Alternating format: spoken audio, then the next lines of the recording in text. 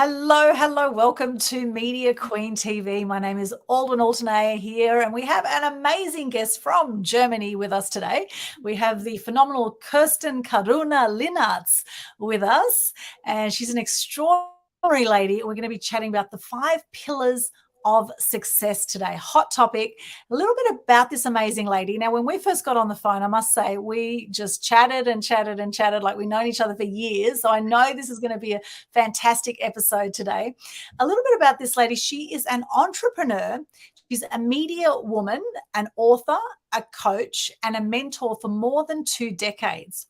Her books and trainings have inspired over 200,000 people in the German-speaking countries. She's trained hundreds of yoga teachers worldwide and inspired thousands of women to take charge of their own life.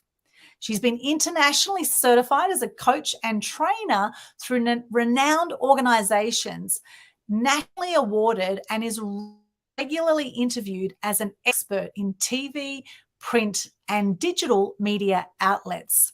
She's now taking her offers online, and this has allowed her to share her mission to be better with people from right across the globe. Welcome, Kerstin. Thank you so much. Thanks for having me. What an announcement. Oh, it's great to have you here. Now, I was blown away when you said you were actually a bit of a child celebrity on TV in Germany. So could you share a bit about that background, how you first got into TV? Yeah, not a child, really. I was 18 when I had my first TV show here in Germany. I was just making some money with modeling back then, and my agent, he pretty much asked me, I have a request for a casting for you for a TV show. And I was saying, well, why not? I can talk. What is it about? And he told me it's about the internet. It's a show that's merging TV and computer. And this was in 1998, right? This was way before social media. And I was saying, well, I have no clue about computers. Just skip that. And he pretty much, because he saw the potential, right? He pretty much forced me into this casting. And I was actually giving them a little bit of a cold shoulder because I wasn't into computers at all. But right after the casting, they said, we want this girl. She's witty, she's funny. And I got to enjoy it. It went through the roof. We got several awards. We were even broadcasted all the way to the US because it was the first TV format ever to merge television and internet. We were interacting with the audience live. Everything that's normal today, we were the ones to bring this to the world. And it went through the roof. And after that, I got offer after offer and after offer. So this is how I pretty much fell into the whole TV career. I ended up moving to the capital of Germany, to Berlin. I was hosting a show viewed by 7 million viewers per day. And yeah, a career was born, but with a downside as well, which I've been telling you about in our first talk, right? Yes. Maybe we could touch on some of that downside. So what was some of the content you covered in those TV shows back then? The very first ones, they were mere entertainment. I got to interview like Hollywood stars. It was about movie premieres. It was about music album premieres.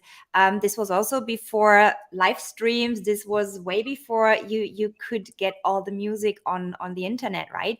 So actually all the big celebrities, the big bands, they were touring the world, and they came to my show to present their new albums, their new movie, and all of that. So I got to meet all these amazing people. I got to interview politicians and sports stars and world champions. And at a very young age, that was very impressive. Later on, I got offered a traveling show. So I traveled every single continent of the planet, except China. It didn't take me to China, but we did amazing documentaries in the African jungle, treating elephants. I would meet Aboriginal people, staying with their tribe, getting to know their rituals, cooking in the Asian jungle. And it was amazing. I mean, who gets to see all of those things at such a young age, right? I was in the beginning of my 20s, coming from a everything but wealthy background. I would have never seen all of those things if it hadn't been for these shows, right? And then later on, I got offered another entertainment show, which brought me to Berlin, to the capital. That was, again, they called it a lifestyle show. It was a lot about gossip, about better living. And it was very, very, very present, which then led to very well paid offers. And I actually got offered to co-produce my own show, which then put me in a position, because besides being the presenter, I had been studying journalism. I had been creating my own formats, my own concepts, because it was never enough for me to just be the pretty face presenting something, right? And I then co-created a show about physical and mental health with a very big producer here in Germany, which then turned into a success. By then, the internet had taken over. This was around 2006, I think we started it, and it got streamed online. It got presented on television, and I got to talk more and more about the topics that were of my personal interest, right? About healthy living, how do you create a better body, a better mind, and a better home, pretty much. And in a nutshell, these were the different shows that I was hosting. But it was very, very fast paced, as you can imagine, right? Mm. With the daily live show, I mean, I don't need to tell you that, what it means to go live every single day. You get invited to red carpet shows every single day. You cannot go to a restaurant without strangers approaching you. You cannot have a dinner without strangers wanting your photo, your autograph. Thank God this was before social media, so I did not have cell phones in my face day in, day out. People were still a bit more polite and they could not stream you so much, but nevertheless, I felt intruded into my private personal life. And being a hypersensitive personality by birth, by nature, and being very sensitive by my upbringing, because I grew up in a fight or flight mode, because I didn't grow up in a safe home. So it was difficult for me to deal with this whole stardom, celebrity thing, and all of a sudden people asking about my private life, doing interviews, and then being misquoted. Suddenly I would read things on the magazines that I had never said the way they would print it. Back then I was engaged, and when I broke up with my fiance, which was not a nice breakup, the press would come after me, right? And this was something that I felt as very, very negative. And this started to put me a little bit in a distance from this whole show business. Back then, thank God, I must say, from my position now, I had already been doing yoga and meditation for over 10 years. And this was my instinct. This is what I'm telling my clients nowadays. You need to find something to listen to, that silent little inner voice, before it gets too loud. And with me, there was so much going on the outside that I didn't hear that inner voice in the beginning. There was an inner voice after meditation telling me, it's not healthy. This is not what you're supposed to do. You are throwing your life away. But I ignored it. There was too much money involved, too much publicity involved. But eventually, I had something that nowadays you call burnout. Back then, this expression did not exist, but I got severely depressed. I started heavy drinking. There was substance abuse involved because of the show business. It makes it so easy for a young girl, right? You get offered substances, and my mental and physical health started to slowly go down. And I'm sure if it hadn't been for my year-long yoga and meditation practice, this could have gone a very, very unhealthy way. I mean, when you look at all these young people who get thrown into this, we call it the shark pond, right? At such a young age. And when you see all those biographies of people getting severely depressed, having burned out, getting drug addicted, when they come out later with that, it could have gone this way with me if it hadn't been for the practices that I had. So eventually, I felt I need to stop this. I need to, throw in a break here. And I decided to take a sabbatical. I decided to take a year off. And I told my manager back then, listen, I need a break. I can't do this anymore. It's just getting too much. My health is deteriorating. And I started traveling. I had enough money in the bank, so I didn't have to worry about that. So I started traveling through Europe. I went to Los Angeles. I did an acting training there. But then it took me to India because I had been doing yoga and meditation for so long. I had been reading about Advaita Vedanta philosophy quite a lot. And I went to India. And this is what turned my life around 180 degrees. I mean, this was literally life-changing. Amazing, amazing. Gosh, as you're speaking there about the media, it just took me back to when I was in the media and entertainment reporter and interviewing people like Hugh Jackman and Russell Crowe and Cyndi Lauper and Debbie Harry from Blondie. I mean, it was almost surreal. It was like these people you see on TV, or it was just like, are these real people? But actually, the more you interview people like this, you realize that, well, they're just like you and I. They're just people that have followed their passions. They love what they do, and they're rocking life because they're in flow, right? However, I can totally relate to the burnout, because that's absolutely what happened to me as well, is that after years of full on deadline, or, tight time frames, constantly, it was very high pressure. And it was I remember that the first job I started at the Daily Mercury in Mackay. I remember one of the senior reporters saying to me, "Aldwyn, you need a sense of urgency in this position. You need a sense of urgency." And from then on, it was just go, go, go, go, go, until, many years later. It took me about probably 15 years or so after that, 15, 20 years to fully burn out. And I mean, I had high stamina. I was working crazy hours like yourself. It was constant VIP parties, constant drinking, lots of substances.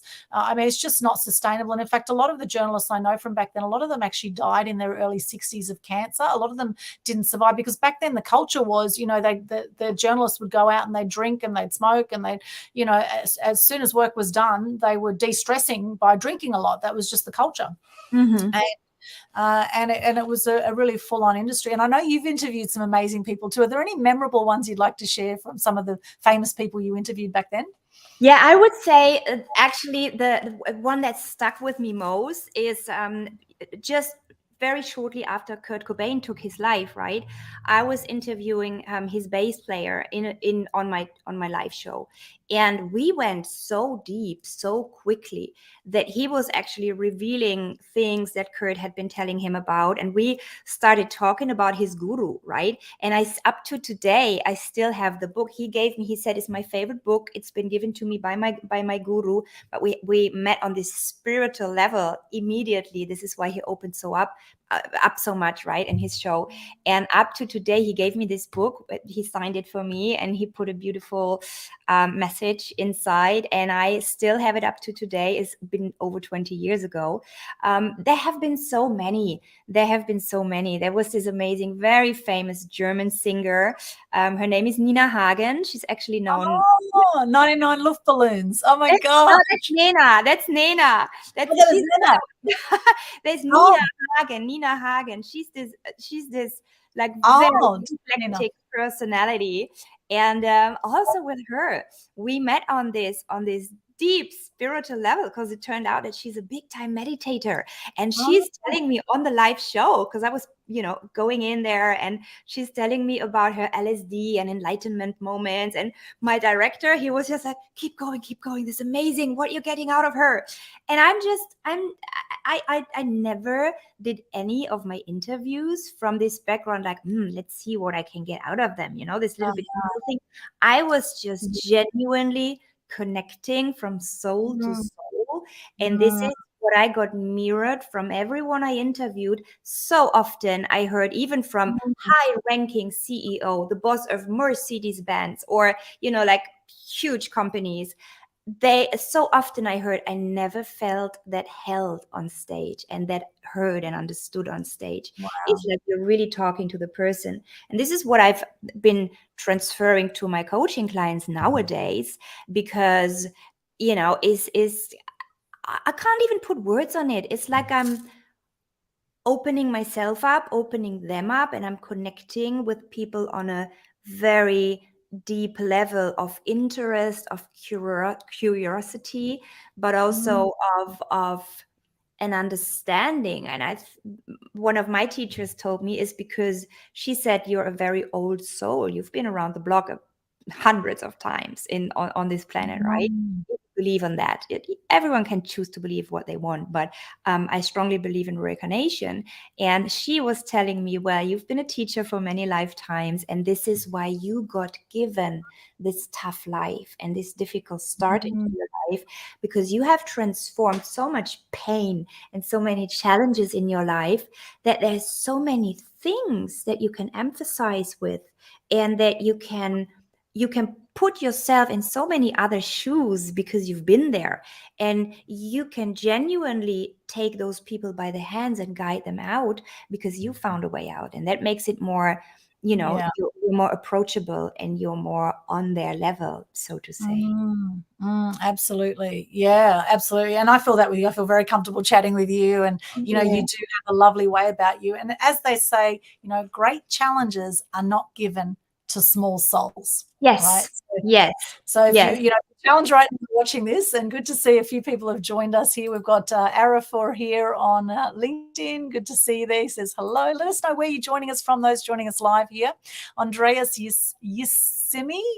Hi, Aldwyn and Kerstin. Delighted the announcement of the live popped up as soon as I logged on during a coffee break. Fascinating stuff. Great, Andreas. Glad you're enjoying it. Kerstin, I so agree with you. A strong mindset in media showbiz is paramount. Also, surrounding ourselves with people who truly care about us makes a world of difference. Yes, absolutely. 100%, Andreas. And this is not a given in the show business. I would even dare to say there's more people who do not care about you, but much more about themselves. And it's difficult to find. It's difficult to find genuine connection in the show business. Absolutely. And Andrea says, spot on, Aldwyn. Celebrities are indeed real people doing a job like anyone else. Absolutely. And I remember, asking Russell Crowe, what's it like, being in showbiz? And he said, well, having paparazzi chasing you and taking photos as you're scratching your ass isn't a fun part of the job. But, that was his exact words, right? He said, I know.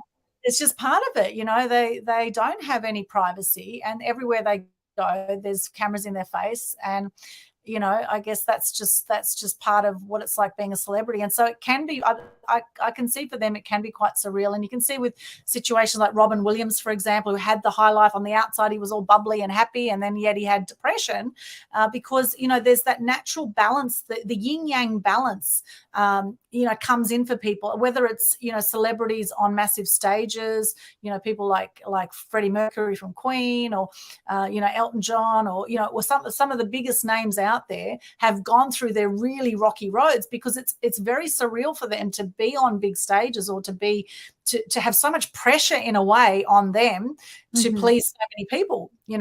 Someone I admire is Pink. I think Pink is amazing. She's a phenomenal lady in the entertainment industry, and she seems to be keeping it together very well with what she does. Also her, she has transformed pain. I remember back then when she had these big time troubles with her husband, she was quite public and quite blunt about it, right? Or you mentioning Elton John. I love to watch the biographies of those people, or to read them, or to listen to their audiobooks. Elton John, he had a horrendous, horrible, painful childhood, right? He never felt loved.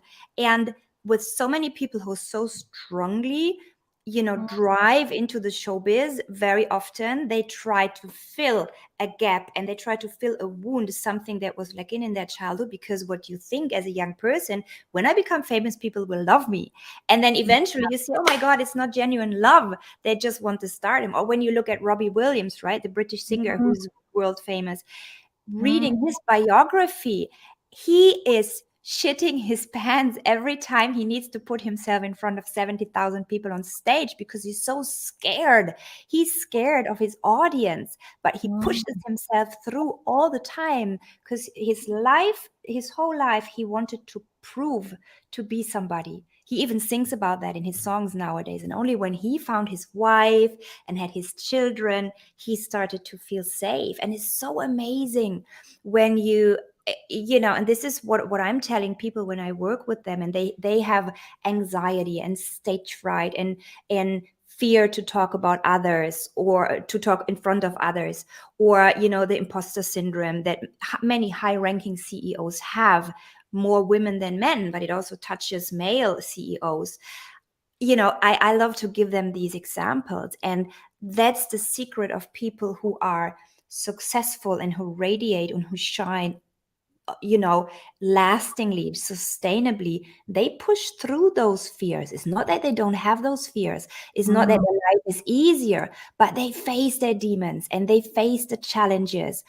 Sometimes, too much, sometimes with the wrong support of substances or whatever. This is why so many people in the show business are heavy cocaine users, because it gives you this overboarding self-esteem and you think you're the queen of the world when you're on coke, right? But then afterwards you drop into this deep hole.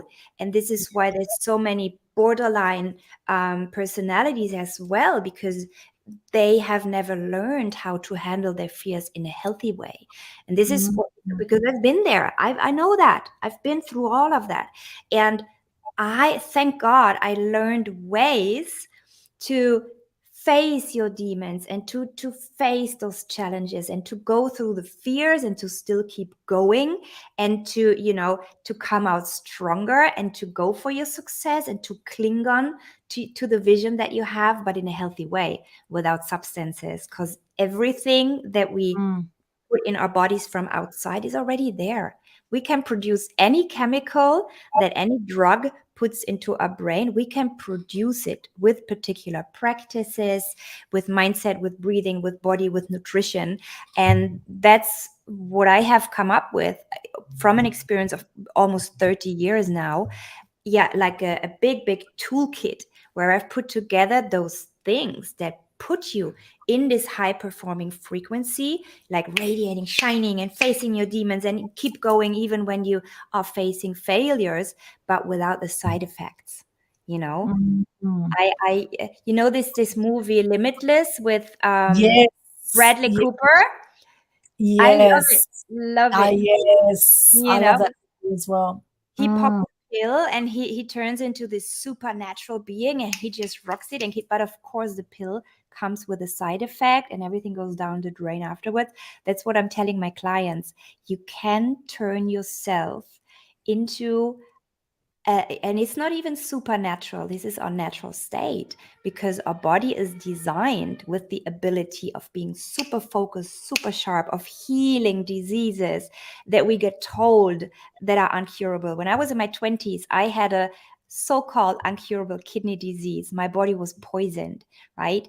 And the doctors told me, you will never be healthy again. And look at me now. I'm 47. I'm healthier than ever. I'm in a better physical condition than in my 20s. Because I'm treating my body differently. I'm doing all of those practices. There's no more substances. I think the worst drug I'm taking now is coffee. And, you can turn yourself into that high performing being and not being exhausted and overcoming your fears without any side effects. Yes, I love that. And we are in such a culture now where people think, oh, yeah, just pop the pill, you'll be right, mate, and all this kind of thing. Yes, and drugs do actually bring out exactly what is in our body. And it's interesting. I've done some DMT breath work more recently, and, that takes you to other dimensions. I mean, that's like a whole other world. It's amazing, and for someone who had trouble initially meditating and silencing the mind, because I was so much in my mind as a media person, it was a real challenge to silence the mind. So I'm curious for you, how was that transition when you went to India? And you were mentioning before that you never planned to stay in India as long as you did. So how was that transition for you, going from the head to the heart or into the body, like going from being a media personality to actually silencing the mind and to do yoga and meditation, etc.? Yeah, that's a great question. It was a path, right? This doesn't happen over the weekend. And I had decided to take a sabbatical for 1 year, which then had me end up living in India for 7 years and going on a deep quest on studying the healing arts, studying Advaita Vedanta philosophy in depth. I was living in ashrams all in all for 2 years together, living with monks. I would even stay in caves with sadhus, those people who retreat from the worldly life. And they would even invite me to stay with the highest guru there. And we went into deep trances, and I would meditate for weeks and like really, really go deep. But it was a way in the beginning. And this is interesting. There's a type of psychology that divides your motivations into away from and a towards motivation. So I would say my first year in India was a very strong away from. I wanted to get away from the show business, from the fakeness, from my self-doubt, from my family history. I wanted to escape, and I wanted to be as far away as I can from Germany, where nobody knows me. I loved walking around, nobody recognizing me, right? I loved being in this country where I didn't understand the language. I didn't even hear German language anymore. And I loved it. I hadn't felt so free, I think, in my whole life. So the first year was really just escaping. I was going on these deep spiritual quests. Really, I would do the most crazy healing sessions where people would hang me, upside down on a tree, and it was like an exorcism. And I was so open, and I was just the curiosity that I had formerly put on all those people that I was interviewing. I was now opening up this world, like, oh my God, there's healers and there's saints and everything. I started to feel, I had read all the books, the Advaita Vedanta, the Bhagavad Gita, all these Indian books I had read in my 10 years of yoga, but it was mere theory. And all of a sudden, I started to experience those things. I started to understand what they meant when I get goosebumps talking about it. I so remember after my first deep, deep, deep meditation for hours, right? In the presence of a monk, of a sadhu, who's when you're in the presence of a saint, their pure light and their energy just rubs off on you, and I started to understand what the old scriptures mean when they say there is no division, there is no separation. You are that, tat tvam asmi. That's one of the sayings in Advaita Vedanta. I am all this. You are me, I am you. When we leave this body, we get back to the whole energy that is always there. And you don't have to be religious. It is not esoteric. This is really neuroscience. You cannot take away energy. Energy is just changing, right? And when I went into these deep quests, I had these moments. Some might call it enlightenment. It's just a deep understanding and a deep finding of peace and losing of fear, because I understood all these painful things that I have been through. They were just chances for me to learn. And in Advaita Vedanta, they say, Brahma, the whole big energy, comes into one body to experience everything that is to experience. And if you believe in reincarnation or not, it doesn't matter. But you are here to make a genuine experience. Aldwyn has been born by the parents that she's been born by into the country. And I know you have an amazing family history as well, right? Your soul, however you want to call it, has chosen to incarnate into this family, into this body, to make a certain experience, to learn certain things. And this is what they talk about in karma, right? When you have messed up in your former life, if you want to look at it that way, you get given another chance to practice and to learn, and then maybe even fulfill your dharma, your life purpose. Like with me, it turned out that I had to go through all of this pain, find my way, master those tools. And having been so present in the modern world and then diving so deep into the ancient world, finding ways to blend that together, I would sit with neuroscientists who would come to my resort, which I was later running in India. We had Madonna's yoga teacher there, and it was very present, right? So we had amazing personalities coming to stay and spend their holidays with us. And I would go into these incredible deep conversations with people from the very old ancient wisdom, but also from the very modern science. Scientists who actually explore what happens in the brain in deep meditation. Scientists who explore why does a body develop cancer and another doesn't, although by DNA they have the same precondition, right?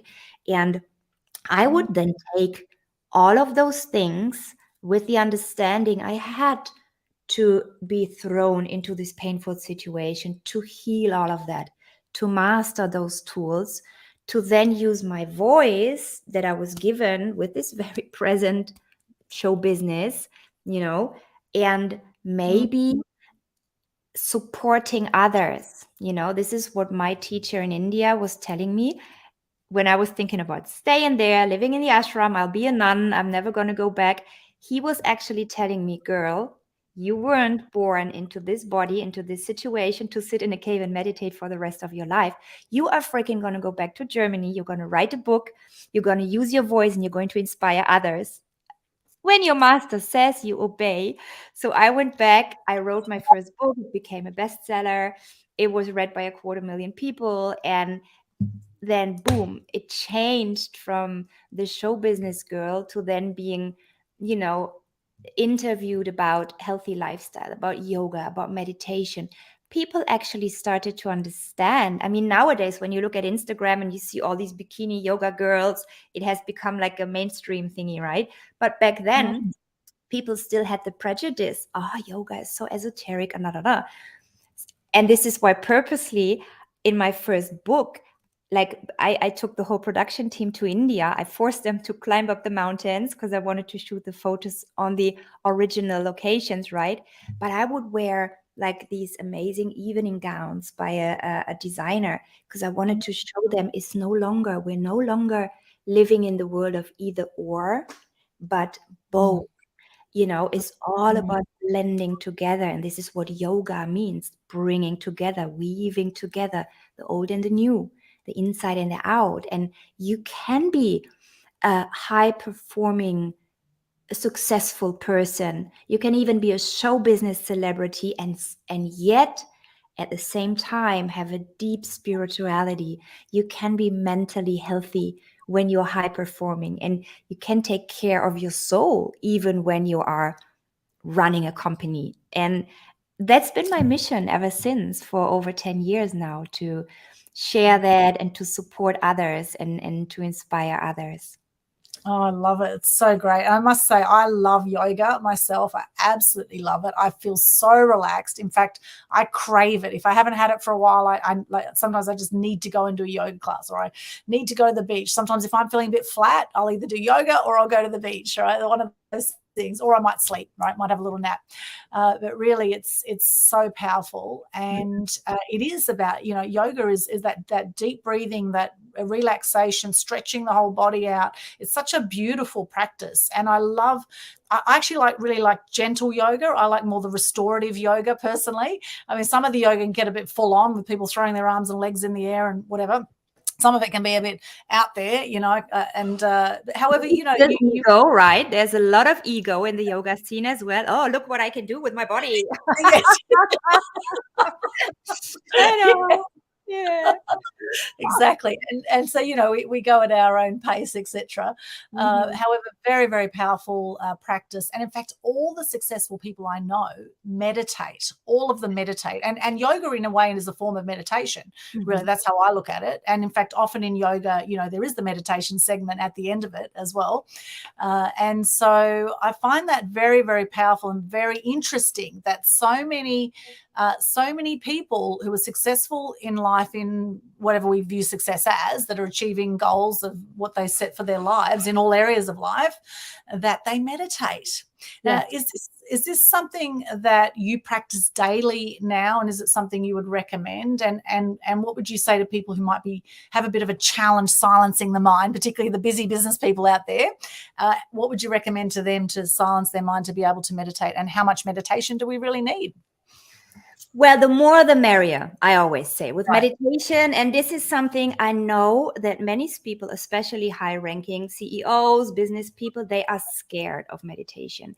They have the image of esoteric, people who are hugging trees in their head, and they think they lose control when they start to meditate. This is something I hear in so many of my business clients. But Wow. here comes the big but. What I'm always telling people is you don't slow down with meditation. You actually speed up. And I could go into we need to do another show on just that, the neuroscientific background of meditation, which I'm so celebrating because now it is happening now. The modern science is proving now with devices, with machines that they can plug to our brains. They are now showing on those devices the altering of the brain through meditation. This is what the yogis have been talking about for 5,000 years. They have been describing it in the Advaita Vedanta scriptures, but now modern science is understanding the benefits. And this is why so many highly successful people who really have invented things or disrupted whole industries, they have some type of awareness practice, I would say. It doesn't need to be meditation, but what happens when you regularly meditate, and this is scientifically proven by now, this is not some yogi wishy-washy talk, you alter your brain waves in a way that your prefrontal cortex, the part of the brain that is there to process information, you alter it into a much higher alert. This is like if you want to run your business on a little old computer from the 80s where it takes like half an hour to open an email, right? You very Uh-huh. unlikely will start a successful online business. You need, I'm not going to mention any brand names here, right? But we all know what I'm talking about. You need the Yes. freaking best device. You were telling me before we went live here. That's a great example. Before we went live here, you were telling me to shut off all the apps so we have the maximum Wi-Fi connection to do this live Yes. stream on high Yes. resolution 1080. Compare that Yes. to your brain. What happens in meditation? You shut down. We have at least 17,000 thoughts per day, up to 60,000 with very restless minds. What happens when you practice meditation on a regular base? You are shutting down all the apps that are running here and that are stealing energy from your prefrontal cortex. And you want to train your mind to come into the ekagrata condition. Ekagrata means one pointedness. When you train your brain to focus on only one thought, you have the freaking fastest Wi-Fi that you can do. And this is what I'm teaching my clients. I'm training them, and it takes a while. It takes months, if not years. If you want to become a master in that, it takes years, right? Because it's a muscle. It's like nobody becomes a world champion by just going to the gym one weekend, right? Eh, True. the more you want, the more you got to put in, and it takes discipline, it takes perseverance, but it's amazing what you can do. Remember this guy Limitless, right? This movie Limitless. It actually, this is what happens. You turn your brain into a much more efficient device than a Mm. non-trained brain. And why meditation? People think, you sit on your pillow and you do nothing. That's the point. That's the point. You shut off all the other apps to have that one thought. And this is another practice that you then deliberately choose. You choose what to focus on. It's no longer distractions and memories and filters and argument with your partner and worry about your child or your cat is sick. All these thoughts that pop into a non-trained brain that distract us, that make us less efficient, you learn how to block them out deliberately. And this is not to become a cold wall or to no longer have emotions, but you choose, you become the master of your brain. And can you imagine how much more efficient you are? And why these people, if you want to build if you consider success building a multi-gazillion business, you better be focused, right? You can't be distracted. You can't be scattered in your mind. You got to know your numbers, and you got to know all of your 5,000 employees, and you got to be focused. But, and again, another but, and this is why I coach my clients holistically. What you also learn, and here's why meditation is so magical, I would almost say, because it's not about only performing better and being faster, but what you also need, just like with a computer, if it's on for too long, it gets hot and it turns down and it breaks eventually. You need to learn to slow down your mind and your body and your breath in a way that your vehicle, your machine, the body, and your nervous system, your adrenal system, they need to rejuvenate, they need to recover and to recharge, because if you keep running, then your batteries will run out. This is burnout. And in meditation, we not only learn to deliberately focus, but to also deliberately charge. Is always action, relaxation, action, relaxation. So this is another benefit when you learn to calm your mind. What happens, for example, at the end of the day, when you finish work and when you go to bed, so many high performing individuals have severe sleeping problems because their mind just keeps on going, right?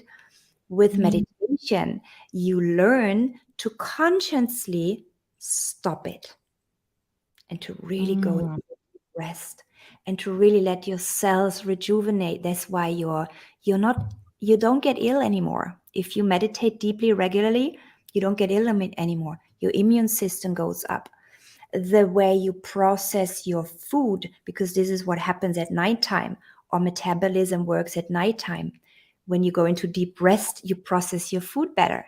You have more energy at hand the next day. So there's so many aspects, right? I could talk about it for weeks, but all of that comes down to controlling your mind. And when I say controlling, this is not about becoming a robot, but it's about deliberately choosing where to put your focus on, when to relax, when to let go of the stress, and when to focus on work and when to focus on joy. Because this is what happens when you become so efficient in your work time.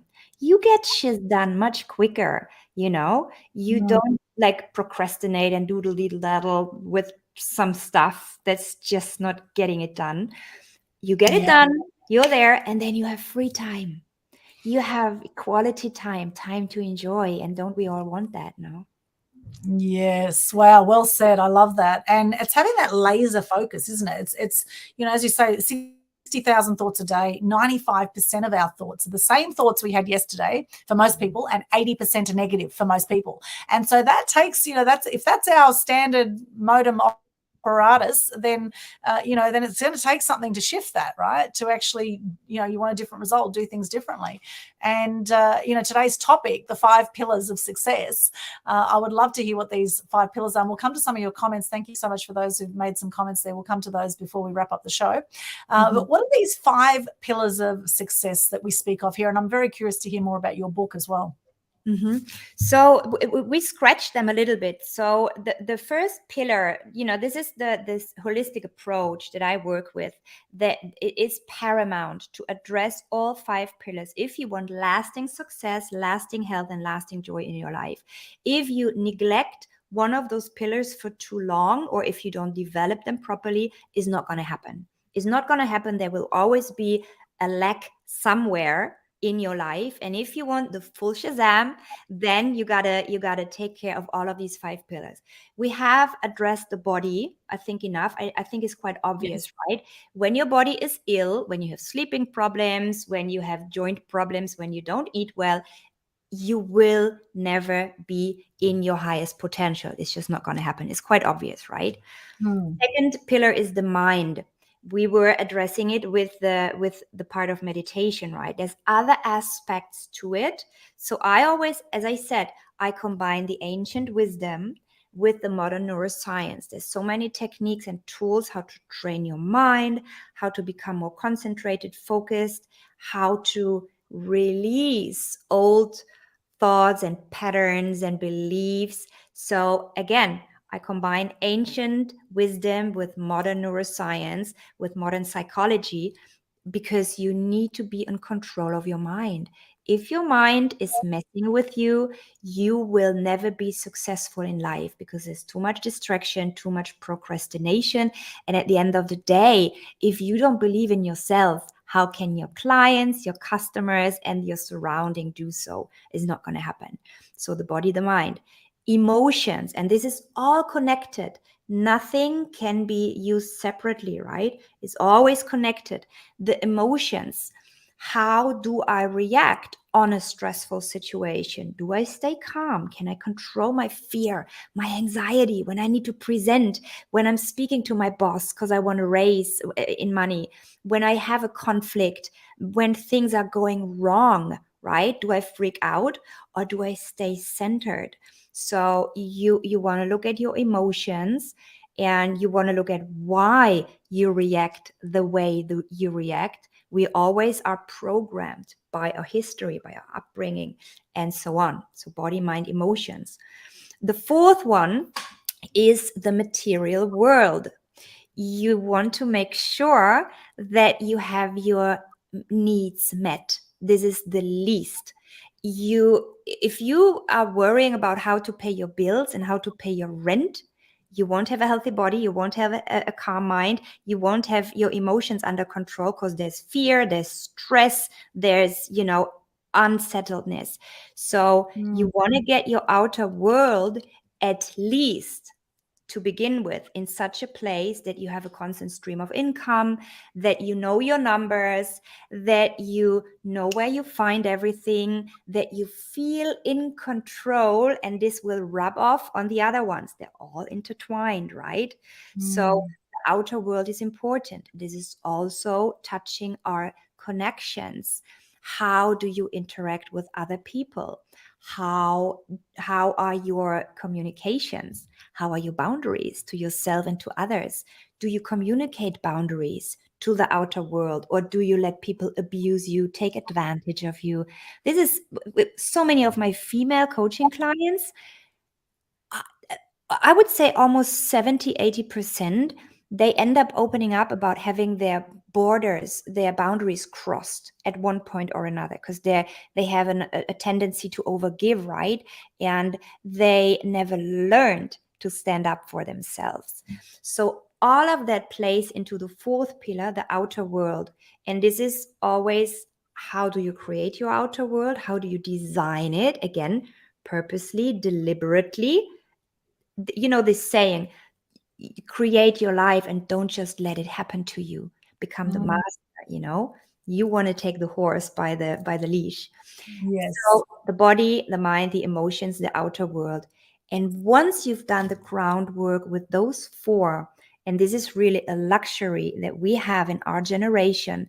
When I think of my grandmother, who was a woman in German war, she never had the luxury to look at pillar 5, not even all of the 4 ones, right? Because they were mainly stuck in making sure to have their ends meet, to have enough food, to have a safe home, to build the home from the ruins of war. But our generation, most of us, when we are blessed to be born in a Western country, when we have, this particular karma, then we can look at the 5th pillar, which is our life purpose, which is our spirit or soul, however you want to call it, that which lives in our body, that which perceives the world through our mind, that which feels the emotions that are coming, and to consciously connect with that, to consciously ask myself, what is my life purpose? What do I enjoy most? What am I really good at sharing? Maybe when I'm past my 40s, 50s, what have I learned? What have I mastered in my life? What can I pass on to others? How can I be of service to the world? Being of service for others is the most rewarding thing that a human being can experience. And when you look at old people, just before they pass away, those who die happy. There's even a band name, right? We have a band here in Germany, they're called that way. I talked long with this girl. She named it after her grandmother. And those who give back, they find a life purpose. And this is the most rewarding thing. And when you connect with this fifth pillar, then you can plug all your actions, all the other four into that. And this will then carry you through setbacks when things in your business don't go right, but you have a strong connection to your vision. This is something you can hold on to. You know why you're doing that. You know you're going to keep going, and you might find another way. You're very, very less likely to give up when you have a strong connection to your life purpose. So these are the 5 main pillars in life, and you want to develop them. You want to remove those obstacles that keep you away from nourishing all of them. And this is a lifelong task, right? It never ends. It's not like you do this program for 3 or 6 months and then you're done, right? Yeah. This is something it needs to become your second nature, you know? This is what I always say. I have done this for 30 years, all of those. And it's an ongoing process. It's a work in process. And it's running underneath everything I do, say, and feel like a sound wave, you know? And it filters everything in life. And it's so beautiful, and it can grow all the way to the end. Fantastic. I love that. And can you tell us more about your book now? I'm very curious. Well, I've written 3 books up to today. Wow, your 3 books. Yeah, they've all been for the German-speaking countries. So one of them has been published into Swedish language. I have no idea why. Obviously, in Sweden, they love what I do. All 3 of them, 2 of them were bestsellers in the German-speaking countries. They have inspired many, many people. They all revolve around a better living, a healthier living. My company is called Be Better, not because it's like you're better than others, but it wants to offer a way of being better every single day, of growing and embracing life more. And these are what all my books revolve around. The first one, as I said, was very much about, of course, yoga, meditation, the history of yoga. I took the production team to India. There was a DVD. This was before, it was common. We had no QR code, so it still has a DVD. It got published in 2011, and I'm sharing yoga routines, the nutrition, the meditation, everything we talked about. How can you calm your mind? How can you heal wounds from the past with the help of yoga, meditation, and Advaita Vedanta philosophy?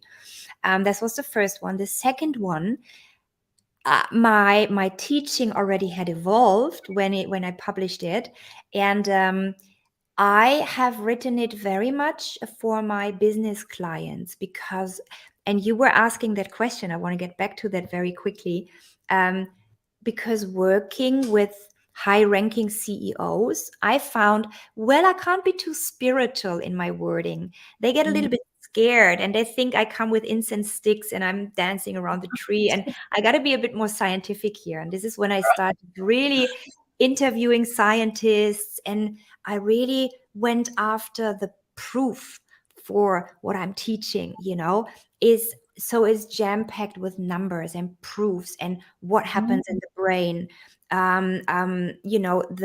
the changes of your synapses in the brain when you do those practices. How can you get better at work? How can you improve your own company when you're running a company? How can you make sure your employees don't call ill that often any longer?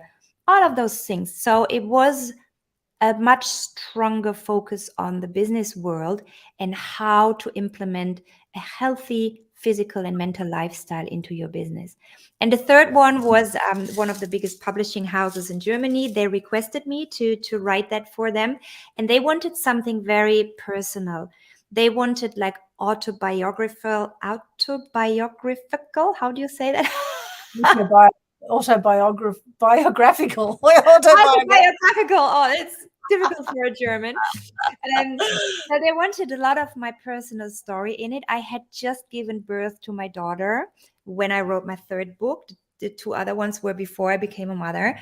So that went into it as well, the transformation, how you change as a woman. Becoming a mother is a big change for a woman, for your body, for your mind, for your heart. I very much opened up about my own healing regarding my mother wound. I have a very strong mother wound from my upbringing. And, when I was younger, I always thought I will never be a mother because I don't want to mess up like it was messed up with me. But I healed that also again with the help of my healing quest in India. And I'm sharing a lot of those personal stories in there. I even put in some photos from my pilgrimages in India when I'm staying with this jungle tribe, and they had invited me to this fire ritual, and I was taking photos with my mirror reflex camera. So it's much more personal, but they all revolve around how to turn your life into something more beautiful, more healthy, into something better without any pills or just from the inside out. So yeah, these are the 3 books I keep getting requests from publishing houses and from people asking me, write another book. But at this point, I just don't have the time, to be honest. There will be more books for sure. I have so many in my head, but at this moment, I prefer to share the way you're providing a platform for example, no? Yeah, amazing. Can people still get copies of any of those books at the moment? Or? Yeah, they're all on Amazon, and can I advertise? You can absolutely. get them everywhere. You can get them everywhere where you can get books. They're all in German, as I said. But if you put my name into Amazon, you find my books, my teas. I have produced some chakra teas with the Irish company. There's many things, and you can get them online everywhere. Yes. Amazing. That sounds phenomenal. I would love to read it in English. I wonder if there's a way we can get it in English. Is it going to be translated? I should check in with the publishing house. Actually, there's copyrights behind it. All of that. This was what my managers were doing for me. So I'm not so much into these whole contract things. But it'd be amazing. I'll have a look into that because it's there, right? It's there. It just needs to be translated. It would open up a whole new market. So, amazing. Well done, Kerstin. That is phenomenal. And I know you have to run out soon, so we'll go quickly through these comments and we'll wrap up shortly. An hour's almost up. I can't believe it. Mark Aston says, the line about burnout was interesting. When I was presenting sport and reporting between 82 and 2016, I was constantly in a high state of stress, but I became accustomed to it. However, now at 65 years old, I don't handle stress well at all. It's a warning to all fellow reporters who work in high-intensity newsrooms for a long time. Yes. Interesting. Wow, interesting. That's a good point of Mark, because you can train your body and mind as much as you can train them to positive behaviors. They can also get accustomed to negative behaviors, but it's going to show, and when your body has been in a fight or flight mode all of your life, of course, when you're a little bit older, even when you get out of that stressful situation, this is what your body and mind have been trained to. So your mind is much more likely to react in fight or flight than in rest and recharge, right? But it can be unlearned. Everything that has been learned can be unlearned, and it has nothing to do with age. Absolutely. And there's a lot of post-traumatic stress as well. I know with reporters as well. Like I was doing some really hard news at times, reporting crimes and accidents and things. We'd get to scenes sometimes before the ambulance got there, and we saw some pretty horrific things as a news reporter. So I can imagine that there's some healing to be done. And I mean, I've done years of personal development, and I continue to do personal development. So it's one of those things. Again, you got to keep practicing that muscle and keep doing the best you can to stay on top of your game and to be aware of how you're behaving and to actively choose to how you do life, really. And that takes some practice. It takes some discipline, and it takes a good environment of people, mentors, all that kind of stuff. So it's beautiful. I always tell people, because when we talk about discipline gets looked at so unsexy, but look at it in a sexy way. Look at it like, oh my God, I love being disciplined. I love getting up in the morning. I love making myself go to the gym and meditate if I don't feel like it, because how much better do you feel later on? And I encourage my clients to shift from I don't want to like, you know, I'm getting turned on by being disciplined. Yes, yes. And I know it's something I have definitely been challenged with discipline. My dad always said, you got to be organized, you got to be disciplined. And of course, I rebelled for years and then I paid the price. However, now I know that structure creates freedom. Yes. Structure creates freedom. And, when you know structure creates freedom, discipline's a beautiful thing. And in fact, in business, I think it's absolutely essential to be disciplined. Sure. Now we've got Gillian and Dale here, or Andale. I'm not sure if I'm saying that right. On LinkedIn, I think the pressure on the young celebrities is too underplayed, and there is such lack of empathy. Yes, 100%. Yeah. And the younger generation, like I was saying, when I was young and so present, thank God, I must say, this was before social media. But imagine you're a young person and their personality is not as developed. There's much more insecurity. Maybe they're even going through the adolescence where the body is changing, the hormones is changing. I mean, how can you know about life when you're so young? And imagine having a cell phone of a stranger in your face 24/7, having it broadcasted to social media, and having the world know about every single step you do. Like you were saying, like Mel Gibson was saying, you don't want a photo of yourself scratching your ass everywhere. And scratching the ass is one of the least problems. But, think about Britney Spears shaving her head because she couldn't take it anymore. Think about, I would have to think with all these young people that there's so many examples of those young people losing it, because Gillian is saying so right. There's such lack of empathy. And so often stardom and celebrity and making tons of money gets equaled with, I can just push them. I can just say anything about them, what I want, because they make so much money. They have to take it. No, they're human beings. They're a soul having an experience. But then again, yes, everyone can always leave the situation. And I know some very well-known Hollywood celebrities who you never hear anything private about because they have learned how to protect their private lives, So yes, there needs to be more empathy. But also, I think they all should have a training, like how to protect your soul being a celebrity. Trained in that. Yeah. Absolutely. And I remember when I interviewed, it was Russell Crowe, actually. His band 50 Odd Foot of Grunt was coming to the Gold Coast, and the PR people specifically said, we don't want you asking anything about his personal life, because his girlfriend at the time was rumored to be pregnant. And they said, these are the questions we want you to ask. And they were very specific about it in that particular case. So there's ways you can work around it with media people, because some of them will be a little bit cheeky and ask those kinds of questions, right? So yes, thank you for that, Gillian. Of course, there's cyberbullying now, right, which makes it even harder on the young celebrities, right? Now, Mark says here, good point, Robbie Williams. We must remember celebrities are human beings. They tag celebrities, put on them by us, the media, and their fans. Yes, being human means celebrities has self-confidence issues and often suffer imposter syndrome at a high level. Yes, it's not a healthy way to live your life. Absolutely. Not at all. Yeah. And I'm so happy, Mark. I'm so happy for everyone who finds another way. Like Robbie Williams is one of my most favorite examples. I mean, you never know what's going on behind walls, but I've been following him and his family for a little bit after reading his biography.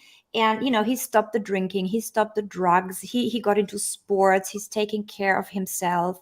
And, you would think his life looks more boring on the outside. He's not freaking out on stage as much anymore.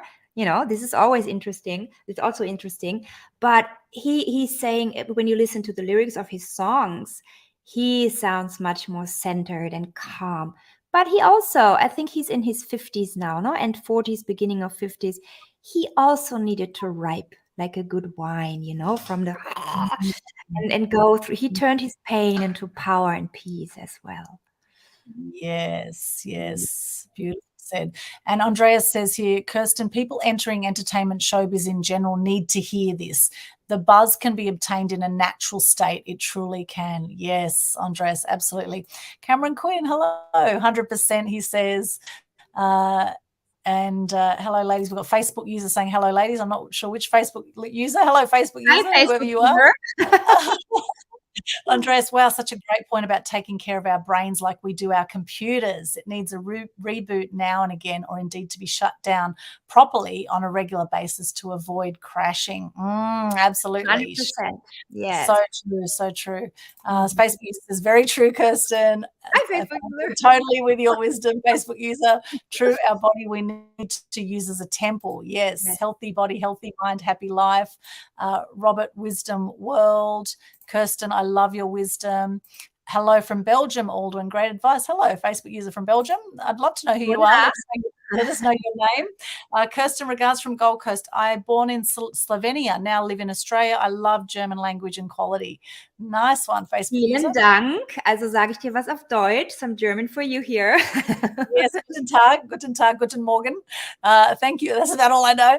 Thank you for the 5 pillars reminder and that they support each other. From Gillian and Andreas, thank you so much, Aldwyn and Kerstin. Absolutely amazing. Our absolute pleasure. Wow, it's over an hour now. We do need to wrap up because we have other commitments. Now, Kerstin, how can people connect with you and how can they work with you? As I said, I have created this beautiful online program. That's what enables me to serve people all over the world. I have a website. It's called www.bebettercoaching.org. You can just go there, read all about my offers. If you want to chat with me, it's bebettercoaching.org/chat. There's so many ways to get in touch. Of course, my social media, I'm on Instagram, on Facebook, everywhere. And I'm always so happy to hear from people. I 100% appreciate the trust when people open up with their issues, challenges, and stories. And I have different models that I offer.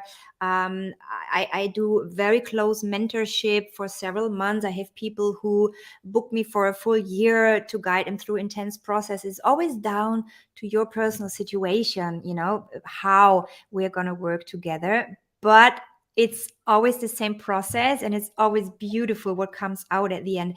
If it is building the business or getting more healthy, releasing the stress, the imposter syndrome, it can be done.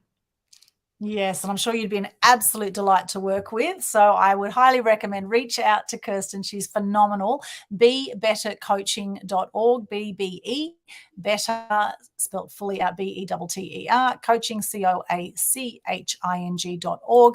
You can be able to connect with Kerstin. Phenomenal. And we've got Chris de Boven from Belgium. I'm a fan of you, Aldwyn. Thank you so much. Chris, great to see you all the way from Belgium. Welcome, Beautiful. welcome. Bonjour to Belgium. Bonjour. And for those who want to connect with me, you'll find me, all my links at linktree/Aldwyn, linktr.ee/Aldwyn has all my links. We've got the Global Good News Challenge happening every month. Free marketing for you. It's a way you can share good news and gratitude and lift the energy on the planet. It's a very, very powerful thing to do. I highly recommend you get into gratitude ASAP.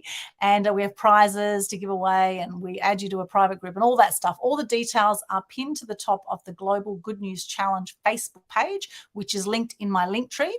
And you can also book a call on my calendar link in there, and a heap of other social media spots. My YouTube channel, Media Queen TV, if you haven't subscribed yet, we've got about nearly 1,000 videos in there now, some amazing interviews and documentaries, all sorts of stuff. So check out Media Queen TV on YouTube as well. We've got thank you ladies from, I think that's from Chris. We've got Robert Mull from Brisbane. Good to see you, Robert. Robert from Speakers Tribe, Queensland. Yes, good to see you, Robert. Excellent. Thank you so much for joining us, all the people who joined us on the live. And for those watching the replay, please let us know what you got out of this conversation in the chat. Dankeschön. We've got from Chris. Bitte schön, sehr gerne. I love it. I'm going to learn some Germany today. That's awesome. Yes, thank you so much. Thank you everyone for the comments. Please share the love if you've enjoyed this today. Let us know your ahas in the comments here. And Kerstin, any final words before we wrap up today? Is all inside you. Take that inside you. And what I love to let go, it's evening for you now. We're still in the middle of the day. Yes. So if you're in Australia and you're going to bed now, or if you're here in Europe and you're still going into your day, do one thing. Like right after watching this, even if you're watching the replay, do one thing. Go into your bathroom, into the, not toilet, but the bathroom. Go into your bathroom, close your eyes, and then find a moment of gratitude and let that express through the most loving smile, and make the decision to treat yourself fantastic. And then you open your eyes and then you give that big smile to the first person you see in the mirror. And do that every day, and you will see a shift. And this will develop gratitude for your everyday. Oh, I love that. And gratitude for self. Self-love is so important. Self-love and my little love heart, sending love to everyone here who has joined us today. Thank you so much, Kirsten. It's been an absolute joy and delight to have you Thank you on for Media having Queen TV. Thank you. And thank you for having me on your show the other day as well. me. For those who want to connect on your show, where can they find your show as well? It's my podcast. It's called the Friday Femme Power Talk. It's on all podcast platforms that you can find. And the show where we did the interview with you will be airing on my birthday on August 4th. So in 2 weeks, yeah, you'll be my birthday present. Oh, awesome. Yes. Oh, I'm so pleased. That's fantastic. A powerful Leo in the house. Love it. So cool. And you certainly are a powerhouse, Kerstin. Love your work. Thank you so much for all that you bring and all you do. You're an absolute amazing inspiration, I think, for all of us, and look forward to more of your journeys ahead and hopefully doing some more work together. Thank you. Thank you so much. Same to you. Thank you. Thank you. Thank you for joining us, everybody. And as Gandhi says, be the change you wish to see in the world. Sending you lots of love, and we'll see you again next time here on Media Queen TV.